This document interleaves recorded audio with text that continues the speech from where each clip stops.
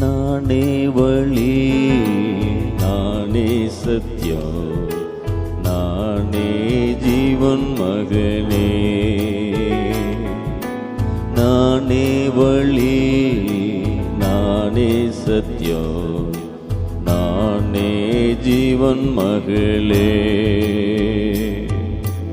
என்னாலன்றி உனக்கு விடுதலை இல்லை, என்னாலன்றி உனக்கு நிம்மதி இல்லை.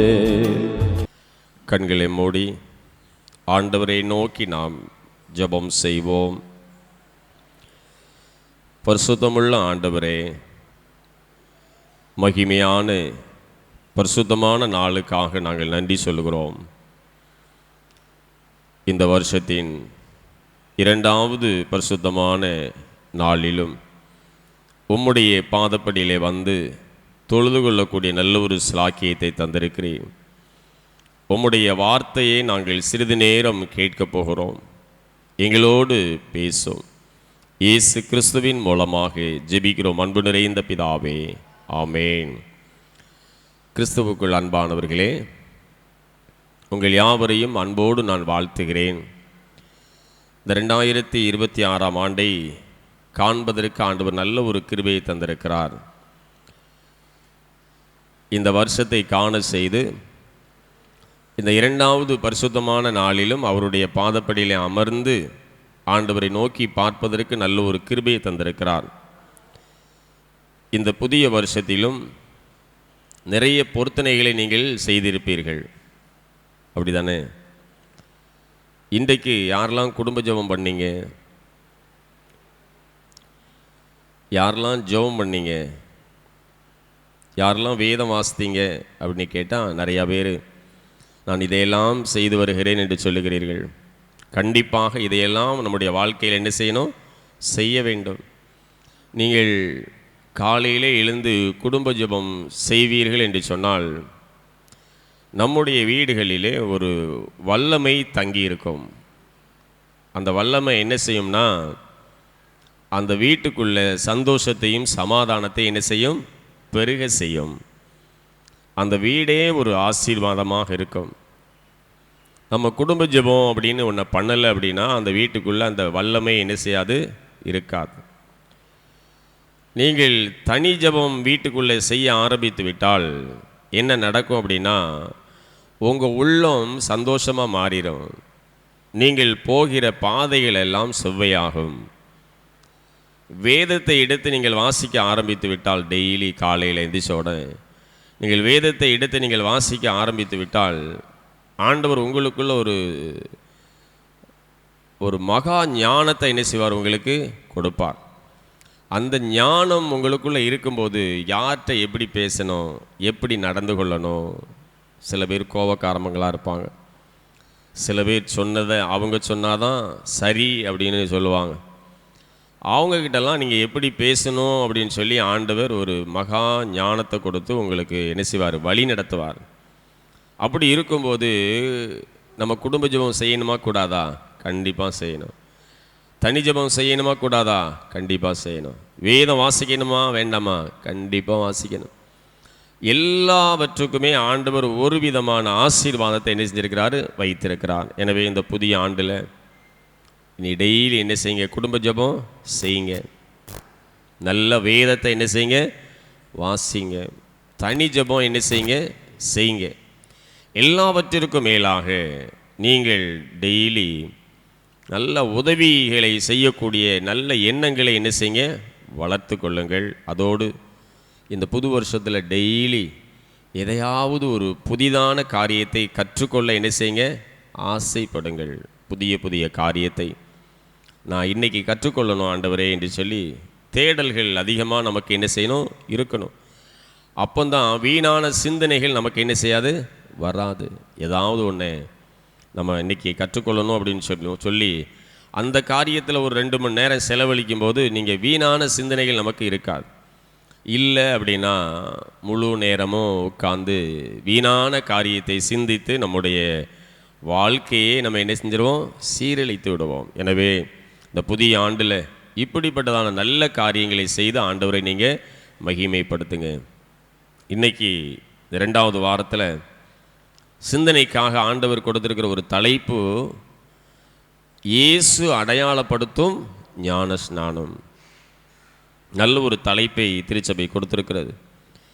வருடம் வருடம் இந்த ஞானஸ்நானத்தை குறித்ததாக சிந்தியுங்கள் என்று சொல்லியும் திருச்சபை நமக்கு நல்லபடியாக போதிக்கிறது.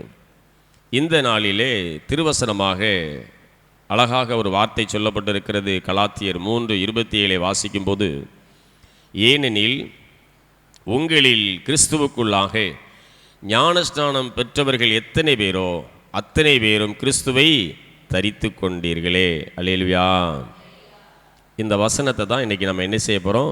தியானிக்க போகிறோம். கடந்த வாரத்தில் என்ன தியானம் பண்ணோன்னு ஞாபகம் இருக்கா? கடந்த வாரத்தில் 2026ஆம் ஆண்டினுடைய முதல் வாரத்தில் என்ன சிந்தித்தோம்? ஒரு வாரத்துக்குள்ளே நமக்கு எல்லாம் என்ன செஞ்சிருது? மறந்து போகிறது. என்ன சிந்தித்தோம்? உங்கள் சபை ஊழியர் ஐயா தானே செய்தி கொடுத்தாங்க. என்ன கொடுத்தாங்க? தலைப்பு என்ன தலைப்பு?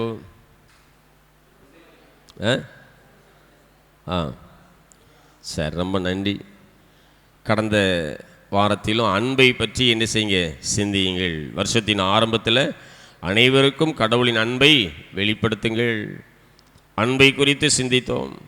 இந்த வாரத்தில் பரிசுத்த ஞானஸ்நானத்தை குறித்து நம்ம சிந்திக்கிறோம்.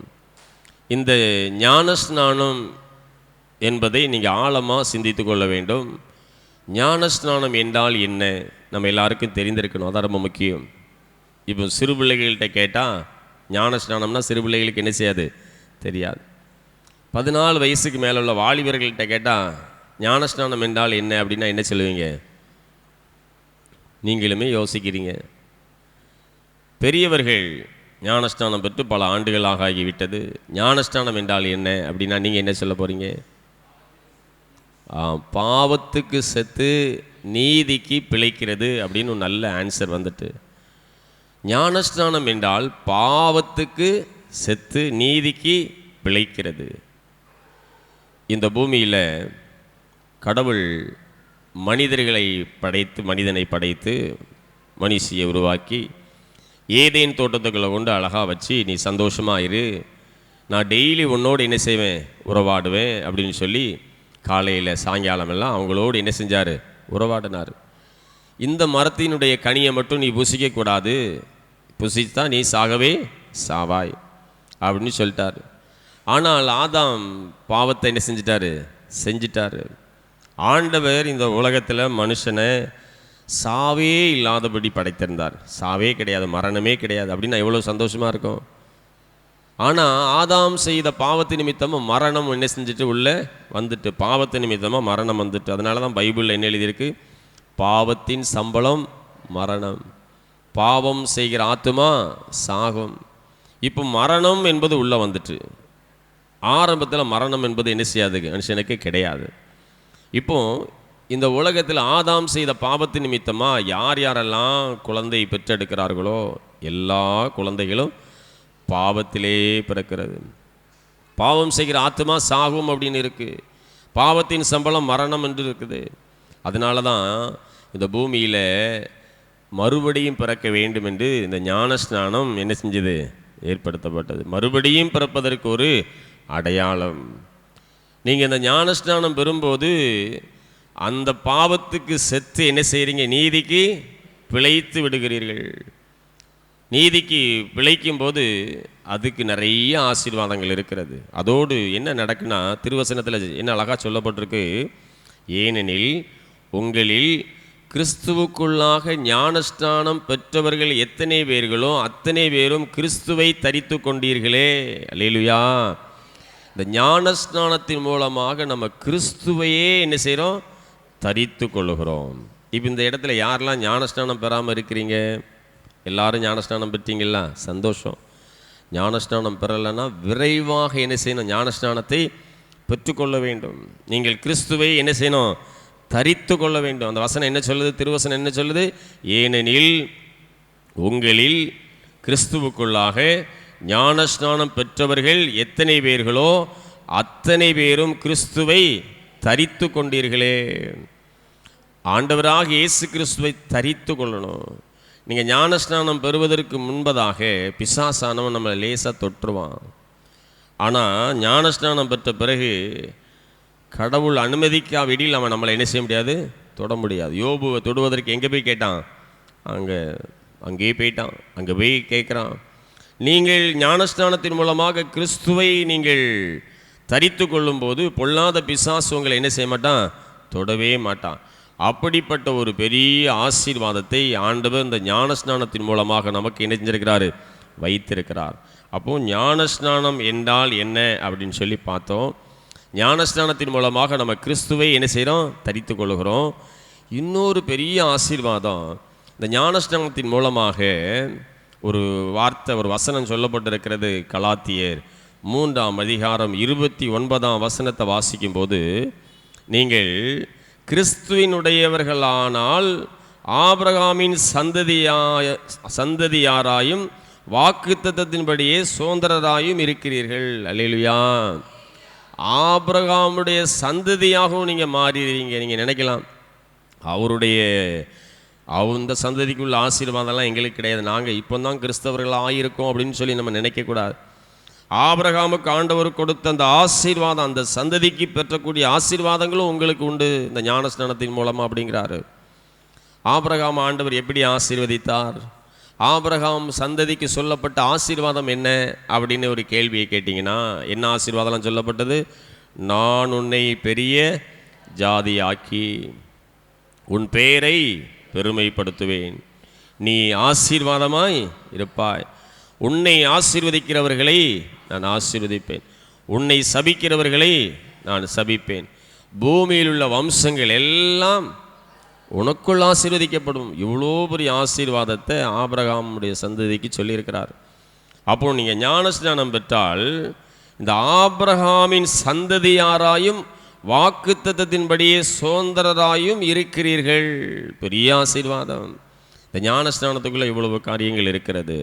எனவே திருமறை கற்றுக் கொடுக்கும் இந்த திருச்சபையின் திருவருட்சாதனங்களிலே இந்த திருமுழுக்கும் இந்த ஞானஸ்நானமும் ஒன்று என்பதை புரிந்து கொண்டு இதை குறித்து இன்னும் ஆழமாக சிந்திக்கணும். இப்போ ஞானஸ்நானம் என்றால் என்ன? ஞானஸ்நானத்தின் முக்கியத்துவம் என்ன? சில பேரை பார்த்தீங்கன்னா, அறியாத பருவத்திலே பெற்ற ஞானஸ்நானம் செல்லுமா அப்படின்னு சில பேர் யோசிப்பான். சில பேரை பார்த்தீங்கன்னா, எந்த முறையிலே ஞானஸ்நானம் பெறுவது அப்படின்னு யோசிப்பான். தெளிப்பா, மூழ்கதலா, இப்படி நிறைய யோசிப்பாங்க. தெளிப்பு கொடுக்கணுமா, மூழ்கி எடுக்கணுமா, இப்படிப்பட்ட கேள்விகள் இன்றைய விசுவாசிகளிடத்திலே அதிகமாக இருக்கிறது. ஆனால் இந்த ஞானஸ்நானத்தை நம்ம ஒரு ஆவிக்குரிய காரியமாக நாம் சிந்திக்க வேண்டும். ஞானஸ்நானம் அல்லது திருமுழுக்கு என்ற சொல்லுக்கு எழுத்தின்படி பொருள் கொள்வதை விட ஆவியின்படி நம்ம என்ன செய்யணும், பொருள் கொள்ள வேண்டும். அதான் முக்கியம். ஞானஸ்நானம் ஒரு அனுபவமாகும். அது நாம் பெறும் ஒரு ரட்சிப்பின் அனுபவம். பாவத்திற்கு மரித்து கிறிஸ்துவோடு உயிர்த்தெழும் அனுபவம் தான் ஞானஸ்நானம் என்பதை புரிந்து கொள்ளுங்க. கிரேக்க மொழியில்,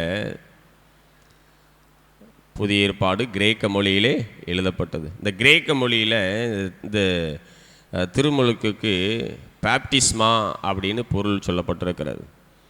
இந்த பேப்டிஸ்மா என்ற ஒரு கிரேக்க வார்த்தைக்கு பொருள் எழுதப்பட்டிருக்கு மூழ்குதல், முழுக்குதல், கழுவுதல், ஊற்றுதல், தோய்த்தல், நனைத்தல், தெளித்தல் ஆகிய பதங்கள் எல்லாம் என்ன செய்யப்பட்டிருக்கு, சொல்லப்பட்டிருக்கிறது.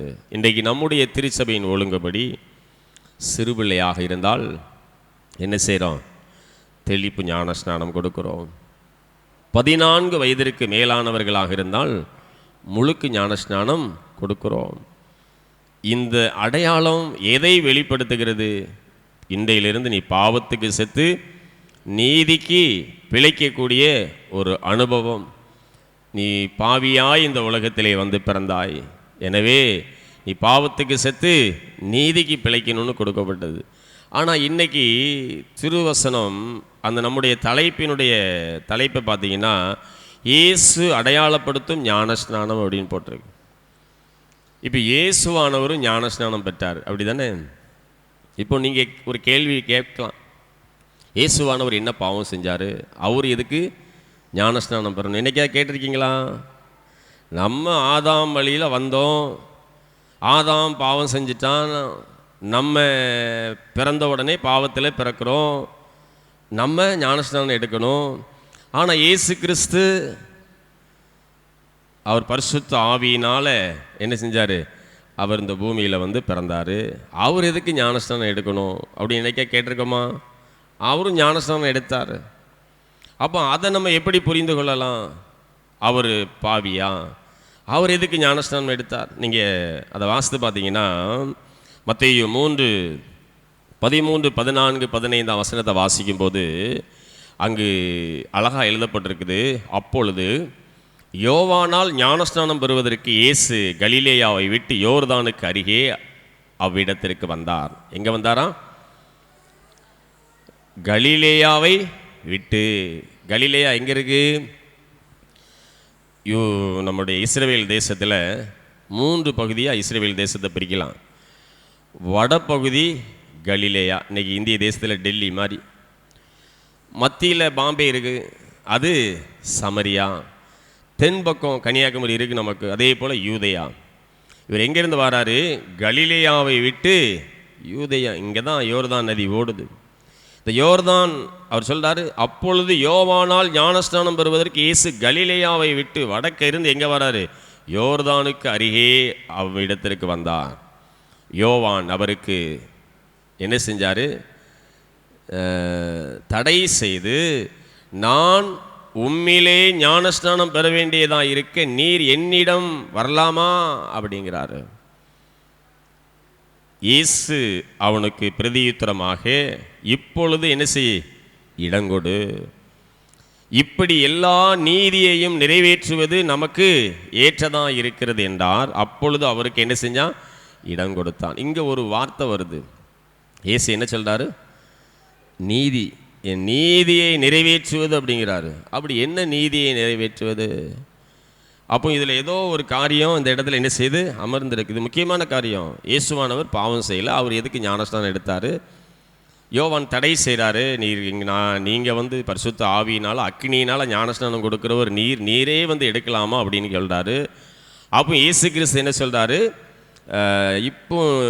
இப்பொழுது இடங்கொடு, இப்படி எல்லா நீதியையும் நிறைவேற்றுவது நமக்கு ஏற்றதாக இருக்கிறது. பாவமில்லாத தேவ மைந்தர் பாவ மன்னிப்புக்கென்று உள்ள ஞானஸ்நானத்தை பெற யோவானிடம் சென்றது ஏன்? இது ஒரு முக்கியமான ஒரு கேள்வி. ஆனால் விட எதில் இருக்குது? மத்தேயு 3:15 ஆன்சர் இருக்குது. அங்கே அதே தான் சொல்கிறார். இயேசு அவனுக்கு பிரயுத்தரமாக, இப்பொழுது இடங்கொடு, இப்படி எல்லா நீதியையும் நிறைவேற்றுவது நமக்கு ஏற்றதாக இருக்கிறது என்றார். அப்பொழுது அவருக்கு இடம் கொடுத்தான். இயேசு நிறைவேற்றிய நீதி என்ன அப்படின்னா, பைபிளில் ஒரு வார்த்தை இருக்குது, அக்கிரமக்காரரில் ஒருவராக அவர் எண்ணப்பட வேண்டும் என்பது தேவனுடைய நீதி. தேவனுடைய நீதி என்னது? இவர் அக்கிரமக்காரில் ஒருவராக எண்ணப்பட வேண்டும் என்பது தேவ நீதி. அந்த தேவ நீதியை நிறைவேற்றுவதற்கு என்ன செய்? இடம் கொடு. அவர் நம்ம போல பாடுபட்டு, நம்ம போல எல்லாவற்றிலும் சோதனை, எல்லாவற்றிலும் சிக்கி, அவர் வந்து இந்த அக்கிரமக்காரில் ஒருவராக எண்ணப்பட வேண்டும் என்கிறது தேவ நீதி. எனவே நீங்கள் யார் கேட்டாலும் பதில் என்ன சொல்லணும்? அது தேவனுடைய நீதியாக எழுதப்பட்டிருக்கிறது, அதை அவர் நிறைவேற்றுகிறார் என்று சொல்லி நம்ம என்ன செய்யணும்? ஆன்சர் சொல்ல வேண்டும். இயேசு பாவிகளோடு தம்மை ஒருவராய் படுத்தி காட்டுவதை அவர் நிறைவேற்றியதே தேவ நீதியாகும் என்பதை புரிந்து கொள்ள வேண்டும். அல்லேலூயா. இந்த நாளிலும் எல்லாரும் ஞானஸ்நானம் பெற்றிருக்கிறோம். ஞானஸ்நானம் பெற்று திறப்படுதல் பெற்று இந்த திருச்சபையின் முழு அங்கத்தினராகி ஆண்டவரை தொழுது கொண்டிருக்கிறோம். நம்முடைய ஆண்டவரும் நம் மத்தியில் என்ன செய்கிறாரு? வல்லமையாக எழுந்து நம்மளை என்ன செய்கிறாரு? ஆசீர்வதித்து கொண்டே இருக்கிறார்.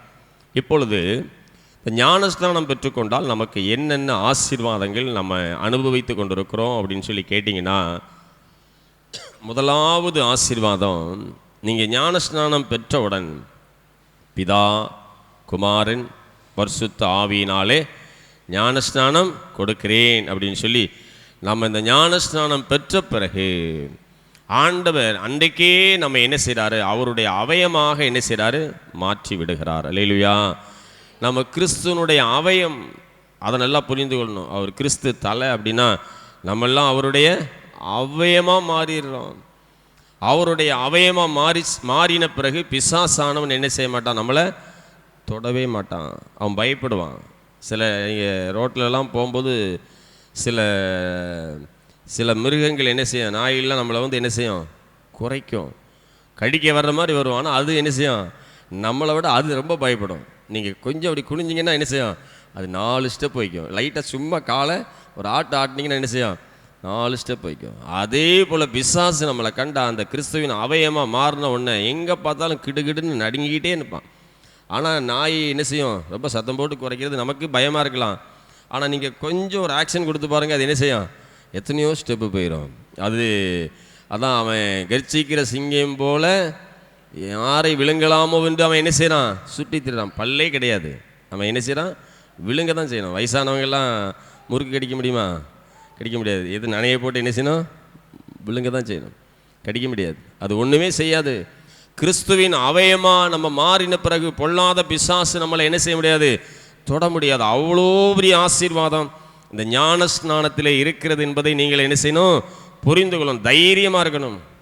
சில பேரை பார்த்தீங்கன்னா இன்னும் பிசாசுக்கு என்ன செய்கிறாங்க, பயப்படுறாங்க. பில்லி சுனியங்களுக்கு என்ன செய்கிறாங்க, பயப்படுறான். யார் என்னமும் என்ன செய்யாது, அணுகாது. நான் கிறிஸ்துவின் பிள்ளை, நான் பரிசுத்த ஞானஸ்நானம் எடுத்திருக்கிறேன், நான் பாவத்துக்கு செத்து நீதிக்கு பிழைத்திருக்கிறேன், என்னை எதுவும் ஒன்றும் செய்ய முடியாது என்கிற ஒரு நல்ல ஒரு தைரியம், ஒரு விசுவாசம் என்ன செய்யணும், நமக்குள்ளே இருக்கணும். கிறிஸ்துவின் தலையின் கீழ் அமைந்த அவயமாக நீ இருக்கிறபடினாலே கிறிஸ்து கட்டளையிடுவதை மட்டுமே நீங்கள் செய்யணும். அப்போதான் ஆசீர்வாதம். அல்லேலூயா.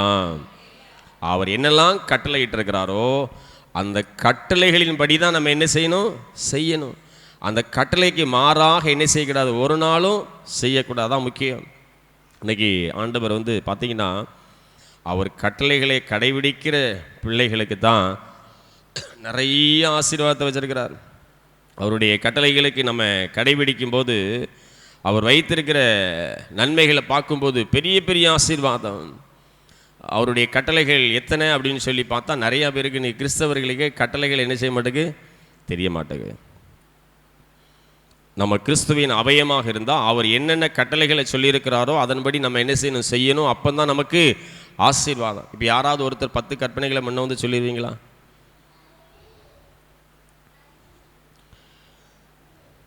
சொல்லிடுவீங்களா? ஏன் பயப்படுறீங்க? இந்த 2026ஆம் ஆண்டு 10 கற்பனைகளை என்ன செய்யணும், வீட்டில் உள்ள எல்லாருமே மனப்பாடம் பண்ணி வீட்டை விட்டு வெளியே போகும்போதும் வீட்டுக்குள்ளே வரும்போதும் அதை சொல்லுங்கள். உங்கள் வீட்டு முன் ரூமில் அந்த 10 கற்பனைகளை என்ன செய்யுங்க, எழுதி போடணும். நீங்கள் நேற்று அருமையான ஒரு வசனம், அந்த வசனம் சொல்லப்பட்டிருக்கிறது சங்கீதம் 112:1. கர்த்தருக்கு பயந்து அவருடைய கட்டளைகளில் மிகவும் பிரியமாயிருக்கிற மனுஷன் பாக்கியவான், அவன் சந்ததி பூமியில் பலத்திருக்கும், ஆஸ்தியும் ஐஸ்வர்யமும் அவன் வீட்டில் இருக்கும். அல்லேலூயா. அப்போ பாருங்க, இந்த கட்டளைகளின்படியே நம்ம நடக்கணுமா? யாரெல்லாம் ஆண்டவருடைய கட்டளைகளின்படி நடக்கிறார்களோ அவர்களுடைய சந்ததி தான் பூமியில் எப்படி இருக்கும், பலத்திருக்கும், ஆஸ்தியும் ஐஸ்வர்யமும் அவன் வீட்டிலே இருக்கும். நீங்கள் நல்லா அந்த கற்பனைகளை நல்லா நீங்கள் கடைபிடித்து பார்த்தீங்கன்னா, ஃபஸ்ட்டு கற்பனை என்ன சொல்லுது, என்னை ஏண்டி உனக்கு வேறு தேவர்கள் உண்டாயிருக்க வேண்டாம் அப்படிங்கிறார். இன்றைக்கி அதிலே நிறையா பேர் தவறிடுறான். நோய்க்கும் பாரு, பேய்க்கும் பாரு அப்படின்னு நம்முடைய சந்ததி அவுட்டு. நம்ம சந்ததி அவர் தான் சொல்லிட்டாரு, உன் வீட்டுக்குள்ள உள்ள செல்வம் எதுவுமே இருக்காது, நீ போயிட்டான்னா அவர் முதல்ல சொல்லிட்டார், என் கட்டளைகளின்படி நடந்தால் உன் சந்ததி என்ன செய்யும், பலத்திருக்கும், ஆஸ்தியும் ஐஸ்வர்யம் உன் வீட்டில் இருக்கும். நீ ஃபஸ்ட்டு கற்பனைகளே நமக்கு தெரியாது. இன்றைக்கி நிறைய கற்பனைகள் நமக்கு தெரியாது. என்னை ஏண்டி உனக்கு வேறு தேவர்கள் உண்டாயிருக்க வேண்டாம். அடுத்தால சொல்கிறாரு, மேலே வானத்திலும் கீழே பூமியிலும் பூமியின் கீழ் தண்ணீரிலும் அதற்கு ஒப்பான சுரூபத்தை ஆகிலும் விக்கிரகத்தை ஆகிலும் என்ன செய்யாது, உனக்காக செஞ்சிடாத, அதை வணங்கிறாத. அப்படி செஞ்சால் நான் என்ன செய்வேன், 3ஆம் 4ஆம் தலைமுறை மட்டும் நான் என்ன செய்வேன், நான் வந்துட்ட விசாரிக்கிறவராக இருப்பேன். அதை செஞ்சிடாத. ஆனால் அதை செய்யாமல் இருந்தால் நான் 1000 தலைமுறை மட்டும் உனக்கு என்ன செய்வேன், இரக்கம் செய்வேன். அல்லேலூயா. அவர் சொல்கிறார் 1000 தலைமுறை மட்டும் உனக்கு இரக்கம் செய்வேன். ஆனால் இன்றைக்கி 2வது கற்பனைகளில் நிறையா பேர் விழுந்துட்டோம். நிறையா பேர் இன்றைக்கி பார்த்தீங்கன்னா பரிசுத்த ஞானஸ்நானம் பெற்ற பிறகும் ஆண்டவரை நம்பாமல் அறைகளில் தாயத்துகளெல்லாம் என்ன செய்கிறாங்க, போட்டிருக்கான்.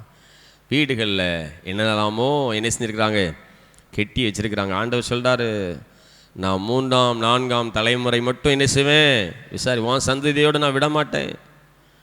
நீ அதை செய்யாமல் சரியாக நீ கடைபிடிச்சான்னா 1000 தலைமுறை மட்டும் உனக்கு நான் என்ன செய்வேன், இரக்கம் பாராட்டுவேன். எங்கே எழுதப்பட்டிருக்கு? யாத்திராகமோ 20ஆம் அதிகாரத்தில் அழகாக எழுதப்பட்டிருக்கு. நீங்கள் யாராவது ஒருத்தர் சத்தமாக வாசிங்க. யாத்திராகமோ 20ஆம் அதிகாரம் 5ஆம் வசனத்தை யாராவது சத்தமாக வாசிங்க பார்ப்போம். யாத்திரா 20.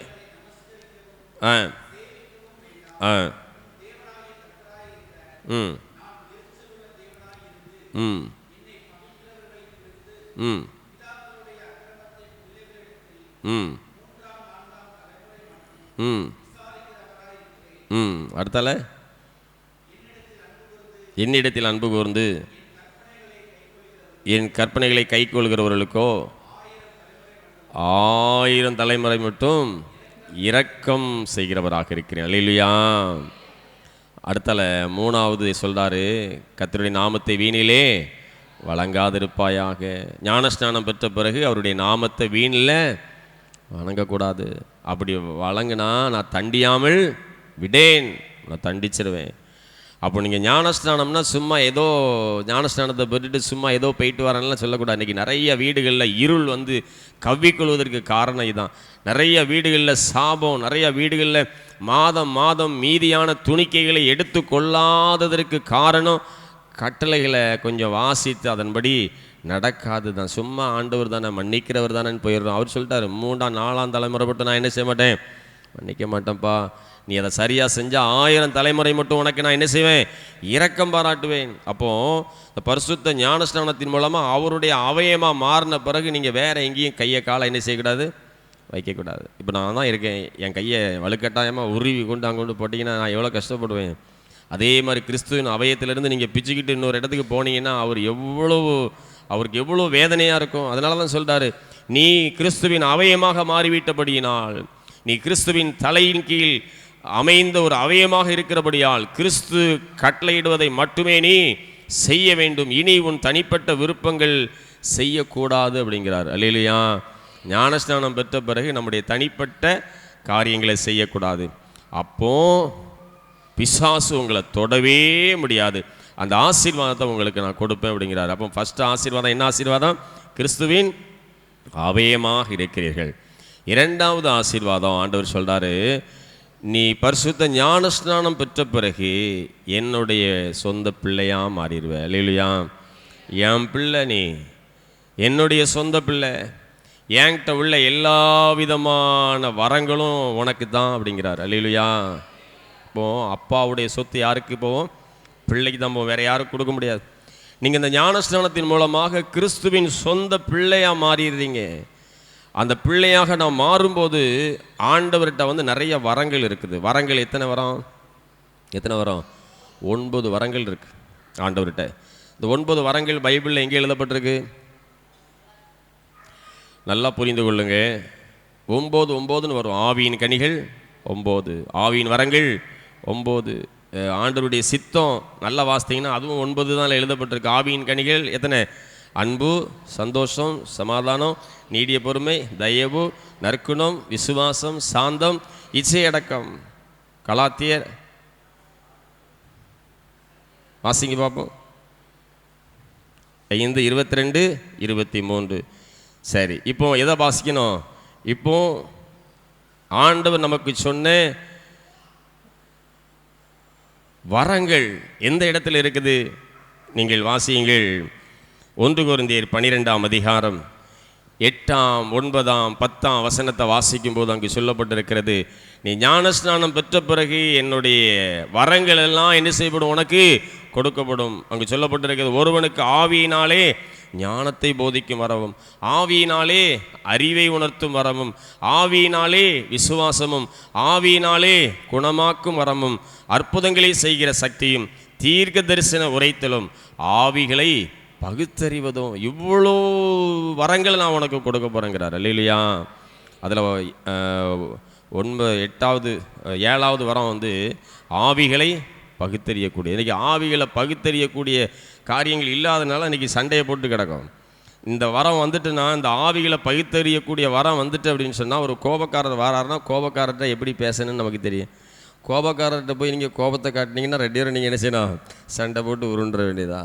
சில பேர் பொறுமையாக இருப்பாங்க, அவங்க ஓரளவுக்கு தான் என்ன செய்வாங்க, பொறுமையாக இருப்பாங்க. அப்போ தெரியணும், பொறுமைக்காரங்கிட்ட இன்னும் கோபம் அதிகமாக இருக்கும் அப்படின்னு சொல்லி நினைக்கணும். சிலவங்க அவர் பொறுமையாக தானே இருக்காருன்னு ரொம்ப ஓவராக என்ன செய்வாங்க, பேசுவாங்க. அது பெரிய கடைசியில் வேறு லைனில் போய் முடியும். இந்த ஆவிகளை பகுத்தறியக்கூடிய வரங்களை எனக்கு தாரும் எப்பவும் கொடுப்பாரு, பரிசுத்த ஞானஸ்நானத்தின் மூலமாக. நீ ஞானஸ்நானத்தை பெற்றுக்கொள்ளும் போது ஆவியின் வரங்களை என்ன செய்வ, பெற்றுக்கொள்வாய் என்று சொல்லி வசனம் இருக்கிறது. எனவே நீங்கள் கிறிஸ்துவின் பிள்ளையாக மாறிவிடுவீர்கள், அவருடைய வரங்கள் எல்லாம் உங்களுக்கு கொடுக்கப்படும். 3வது ஆசீர்வாதம், நீங்கள் ஞானஸ்நானம் பெற்றுக்கொண்டீர்கள் என்று சொன்னால் நீங்கள் பரலோக ராஜ்யத்திற்கு சொந்தக்கார பிள்ளை. அல்லேலூயா. ஞானஸ்நானம் பெறாமல் நீங்கள் பரலோக ராஜ்யத்துக்குள்ளே போகவே முடியாது.